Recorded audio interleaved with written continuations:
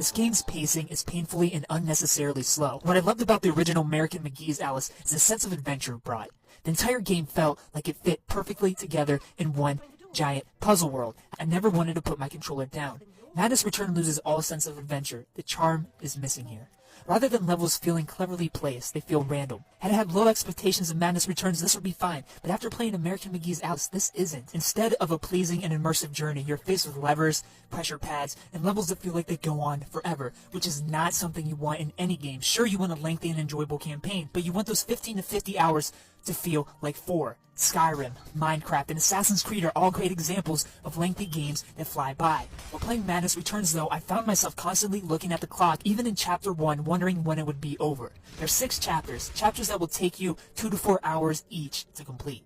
That's asking a lot of a player. You feel anxious wanting to finish a chapter for the day, but the end just isn't coming, making this game feel like a grind. I would have much rather preferred some psychological tricks at least, where the game had 12 chapters instead by simply just cutting the 6 in half, or even better, cutting the game's time in half by cutting out the immersion-breaking levers you're asked to pull every 2 minutes. It's sad that EA lost sight of what made the original such an addictive experience. Puzzles, while very easy and straightforward, are overdone in this game. They don't feel like a clever progression obstacle, but rather hurdles purposely placed to do nothing but slow you down. Something you would expect in a tie-in movie game. Let me have those thrilling chases and adventures the original had. A fast-paced section where I'm doing nothing but charging forward. By Chapter 2, I was over-pulling levers and shooting clocks every time I entered a new section. This is a game you have to be in the mood for to be able to fully enjoy. But apart from the snail-paced gameplay, this game is beautiful and charming. I loved all of the characters. I loved the voice acting, the worlds I was put in, they looked absolutely amazing. In some parts, I felt like I was seeing Ryder for the first time again. So much has improved from the original, like combat, health, and magic. Instead of finding weapons, you are given 4 weapons as you progress that you can upgrade up to 4 times each, with teeth you collect throughout the world. The Vorpal Blade is back for close combat, and joining it is the Hobby Horse to break enemy defense, the Pepper Grinder that acts as a Gatling gun for long-range attacks, and the Teapot Cannon that, well, acts as a cannon. Every enemy has a weakness, and combat is actually fun here.